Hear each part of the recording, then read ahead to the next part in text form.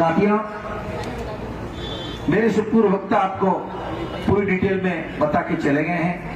Youth Congress के लोग यहाँ बैठे हैं। मैं स्पेशली यूथ कांग्रेस के मेरे युवा साथियों से निवेदन करूंगा कि समय है कि अब अपन को सड़कों पर आके लड़ना पड़ेगा।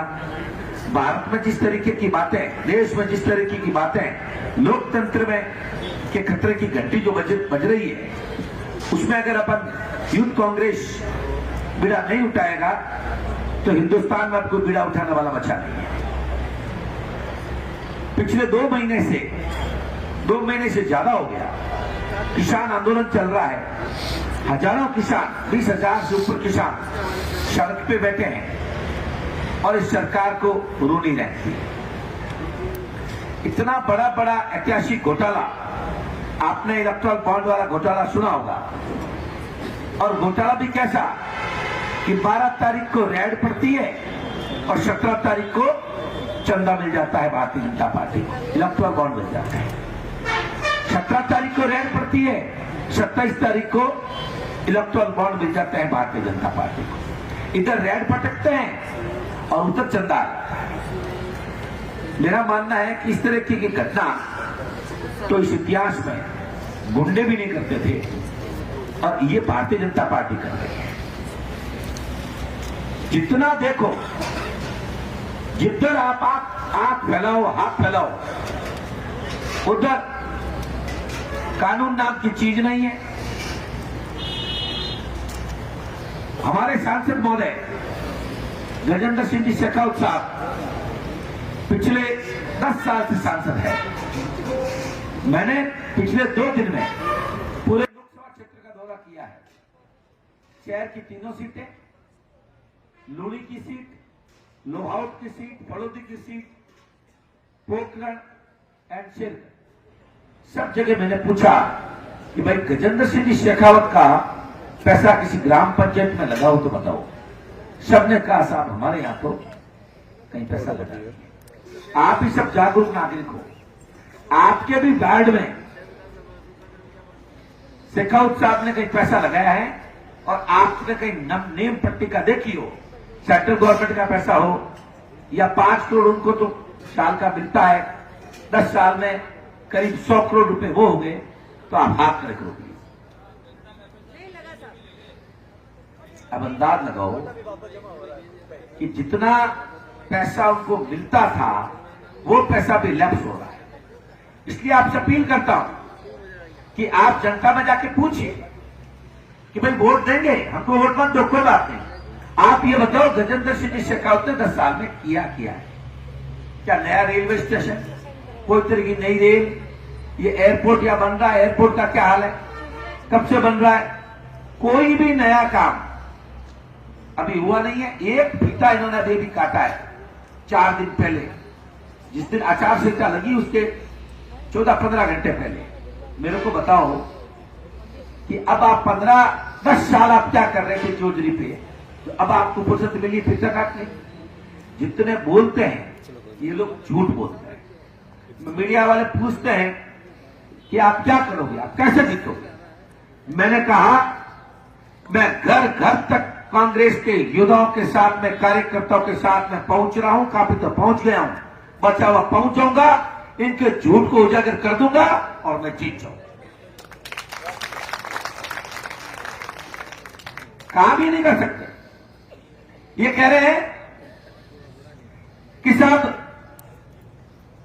न तो भारतीय जनता पार्टी और कांग्रेस के बीच की लड़ाई है, न करण सिंह उच्चाड़ा और गजेंद्र सिंह जी शेखावत के बीच की लड़ाई है। ये तो लड़ाई धर्म की लड़ाई है। मैं इस मंच के माध्यम से भारतीय जनता पार्टी के प्रत्याशी गजेंद्र सिंह जी को पूछना चाहता हूं कि आप आइए, मुझे मंच बताइए। आप और हम दोनों मंच पे आते हैं, आप भी माइक ले लीजिए, मैं भी माइक ले लेता हूं। आप देवी पे बात कर लो, आप भगवान श्री राम पे बात कर लो, आप परमपिता परमेश्वर पे बात कर लो, मेरे को पछाड़ दो, फिर धर्म की लड़ाई लड़ लेते हैं।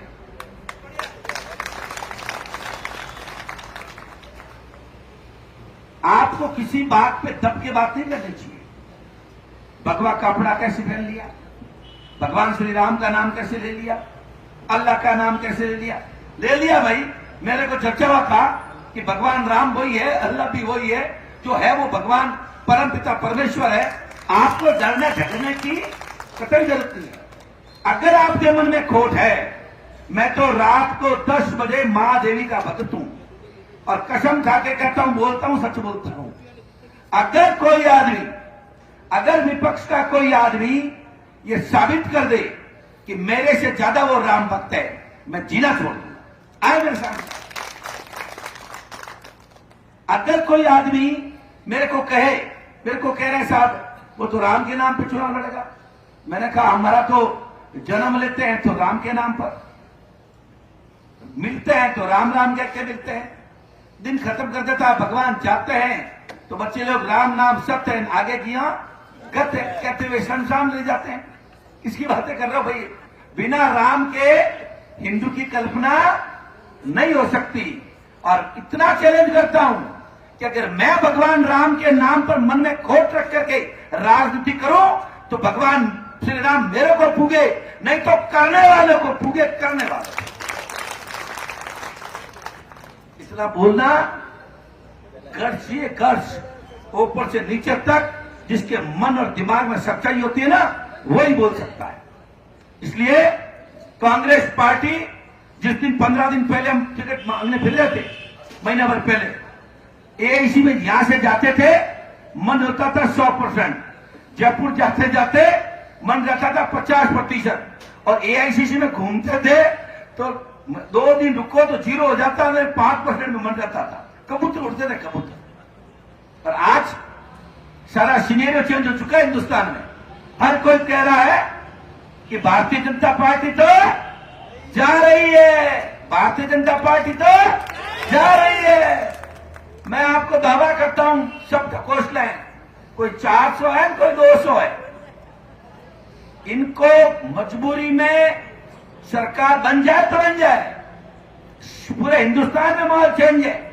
लोग कह रहे हैं करण सिंह जी जीत जाओगे क्या? मैं क्यों, तू 100 जना ने फोन कर, टेलीफोन डायरेक्टली उठा और हॉ ने फोन करो, हॉ अवश्य थले नहीं कह दे करण सिंह उछला जीतेला तो मैं चुनाव छोड़ दूंगा। आज जीत हार की लड़ाई नहीं है, लड़ाई है ये है कि इनको किस तरीके से पछाड़े कि अगला चुनाव लड़ने की इनकी हिम्मत ही नहीं हुए, इतना पछाड़। पर ये बातों से, भाषण से काम नहीं चलेगा, ये काम चलेगा आप लोगों की मेहनत से। हमको काम पे लगना पड़ेगा। मेरे से पूर्व वक्ताओं ने बोला आपको कि आपको अपनी बूथ संभालना पड़ेगा। जॉनी भाई ने बोला, बहुत अच्छी बात बोली। आपको जो जितना बड़ा नेता है, बड़ा नेता की पहचान बूथ पे कितने वोट आए उससे होनी चाहिए। मेरा मानना है कि आपका बूथ चाहे 1000 वोट का है, 1000 वोट में से आप कितने वोट दिला पाते हो? वोट दिलाओ मत दिलाओ, कई बार क्या समीकरण आपके बूथ का गड़बड़ होता है, पर आप बूथ पे लड़ो तो सही भाई।